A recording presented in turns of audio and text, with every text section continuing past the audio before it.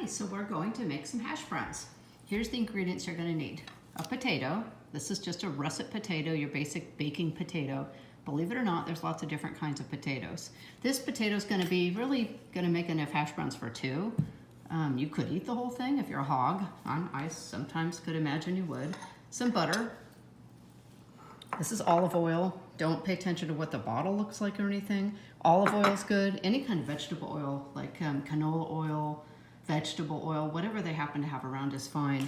Salt and pepper, fancy salt, because you know I like that, but it doesn't have to be pepper grinder. It could just be pepper that you shake out. That's fine. Then next, what you're gonna need, box grinder to grate the potato with. The same thing you use to grate cheese. Potato peeler. You know how to peel a potato? Then you're gonna need a pan. So this pan, this is a non-stick pan.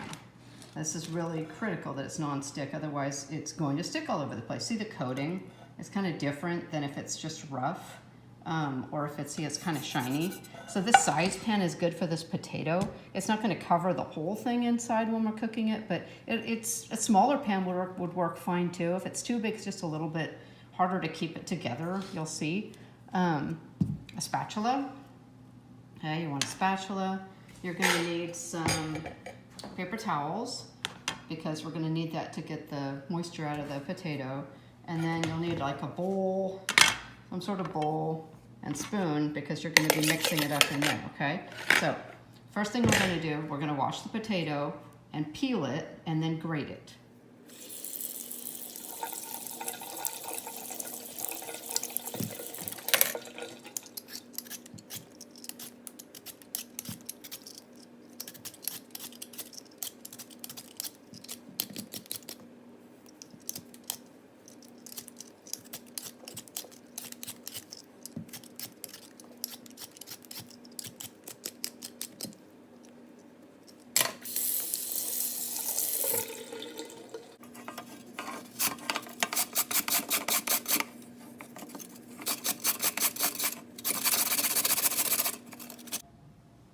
Okay, all done grating. But look, notice how like wet and milky it is. That's the key to making the hash browns good. It's going to be to get this moisture out. Another thing you'll notice, you'll see there's two different colors here. I started grating and then I stopped to mess with the video equipment and I started again.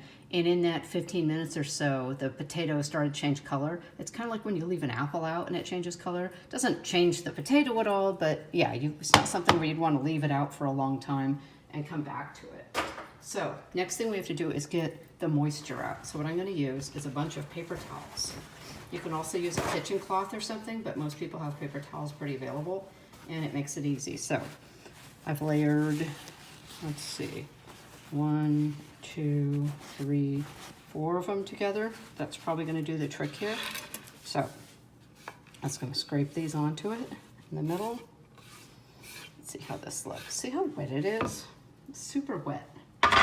So best thing to do here is it's kind of like, you know, when you rolled up your PE shirt to, after you washed it in the morning and you needed to wear it that day. You'd roll it up in the towel and squeeze it. We're going to do the same sort of thing here. So I'm just going to roll it up and I'm just going to knead it. And look at all the water coming out. Look at all of that. See it? Can you see it running out? There's a lot of, look at all that just running out. I should have done this over the sink. In fact, there's so much, I'm gonna do it again. So I'm gonna get another batch of paper towels here. I'm gonna dump it in and I'm gonna wring it out again. I wanna get all that moisture out as much as possible because without getting the moisture out, they're gonna be really soggy and soggy isn't good. So I'm gonna do it again. I'm gonna roll this up in here. And I'm gonna just tuck the sides up and I'm just gonna wring it. You can even try, oh, don't wring it too much, you'll break it open. But see, I've gotten a lot of that out, right? So I'm gonna take that and I'm gonna put it in the bowl. Next, put them in a bowl and then add some salt and pepper. I did like 7 grinds of pepper and a good pinch of salt. And then mix it up. Then you're ready to start cooking. Okay, so let's get cooking. So this is a gas range. The electric ones have that spiral thing that when you turn it on and it heats up and it all turns red. That takes a few minutes to heat up. The gas, on the other hand, turn it on and there it goes. I'm going to turn mine, every one of them is different, to about medium, which is going to look something like this. You see high, low, and medium. Hard to tell, right? But we're just, every place is different. You have to kind of mess with it and see over time. I'm gonna put the pan on it. I'm gonna let it heat up for a moment. Like, see, the pan's not hot yet. Oh, starting to get hot, right? It takes if it's electric, it'll take a while. If it's gas, it doesn't take too long. I'm gonna put some oil in. How much? Well, I mean, the more the better, but you know, you wanna be healthy, you don't want too much. I'm gonna pour a little bit in. So I'm gonna go like that. What is that? It's not even a tablespoon, right? It's maybe a half a tablespoon. I'm gonna swirl it around. You can see, because it has a non-stick coating, see how it kind of just beads back up to itself? But I'm gonna swirl it around, get it all over the pan and the sides. See how it's going up over the sides? Okay, then I'm gonna add the potatoes.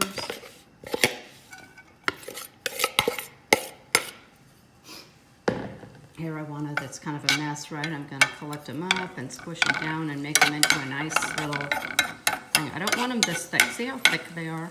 I want to squish this down. In this case, I'm going to make it as wide as the pan, really. The thinner they are, the quicker they'll cook. And if you think about it, the surface area, if they're thinner, means there'll be more fried part on it. So see how I'm kind of gathering it in? You want to create one thing. Well, not that it's that easy to turn, but see, if you look at it now, it's all kind of gathered in. Look at the color, see how it's kind of like, you know, I had some of that pink in there because I had to stop and mess with the video and stuff, so they were kind of two different color. It looked like potatoes going. So look at that. See how there's no holes or anything in here? And I gathered up all the loose ends. So we're gonna let that cook. How long do you let it cook? It sort of depends on how hot your cooktop is, how thick the pan is. It's kind of hard to tell. It's gonna be maybe 6 or 7 minutes, maybe less. If it's too high, it'll cook really fast and it'll get burnt, but then it won't be done on the inside. So we're just gonna watch this and just let it cook. See how I'm like squishing it down now? I'm gonna get it all kind of, it's probably better than the spoon to gather it in. And you just kind of can watch it along the edges, because you'll see as it starts to get, as it starts to brown. So it's been cooking for about 4 minutes, and if you take a look at the color, see how now the color sort of changed? And then look at the edges. Can you see on the edges how it's starting to get kind of brown? This is good. See how in a non-stick pan also it just kind of moves around, right? Otherwise it sticks and it's a big pain in the ass. So as the color changes will help tell you that it's time to turn it, and also what it looks like on the bottom. Let's take a peek. Yeah, that's getting kind of nice, huh? You can see this is difficult to turn. Let's give it, I'm gonna say another, couple minutes. So like I said, maybe 6 minutes, 7 minutes on one side. Could be a little less. Again, it's gonna depend. You're gonna wanna watch it and peek. You know, if we peek, see it's kind of falling apart. See, it's brown, but it's not burning yet. And I wanna see this color change a little bit more. So let's wait a little bit longer. Okay, it's been another minute and I think it's ready to turn. See the color, a lot of that pink is gone, it's almost all gone. And then let's look at the bottom. Bottom's looking good. I don't want it to get any more than that. So this part's done. I'm holding it with one hand and I'm gonna grab this. And I'm gonna just flip it. See, it's gonna stay together okay, but you gotta be fast. If you're chicken, you could just cut it in half and try to do that, but I don't know. It doesn't matter if you flip it and it falls apart because it's still gonna taste good. So ready, there we go. Oh my God, is that perfection? Look at how beautiful that is, right? Okay, next thing I'm gonna do, this is not something you have to do, but I think that it's, it just adds to the pleasure. I'm gonna put a little butter in it, just to add to the flavor. Okay, this is just a little bit of butter here and there. And then I'm gonna lift this up and let it get under. You'll notice, see how the butter's sort of browned there? That's okay. It's actually, burnt butter is actually an ingredient in some things. That butter is going to flavor it more. I'm gonna turn it down. See how much it's smoking? I'm gonna turn it down a little bit, just a little bit, not down to low or anything. Now it's not gonna take as long on the second side, right? Because it's already mostly cooked. We're really just browning the other side. So I added this little bit of butter. Again, you don't have to do that. See, non-stick, beautiful. See, it's smoking a lot. Let's take a peek and see. What's it looking like? Not ready yet.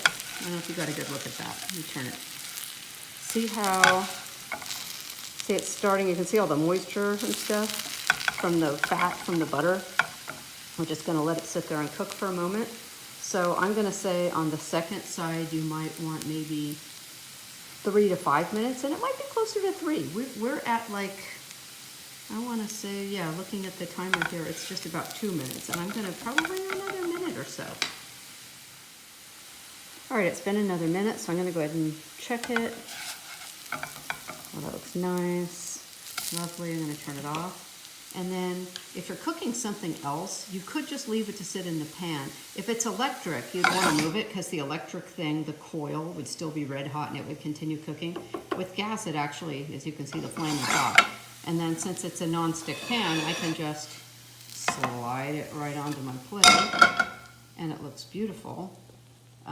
Or you could pull it out with the spatula. How yummy is that? Mmm.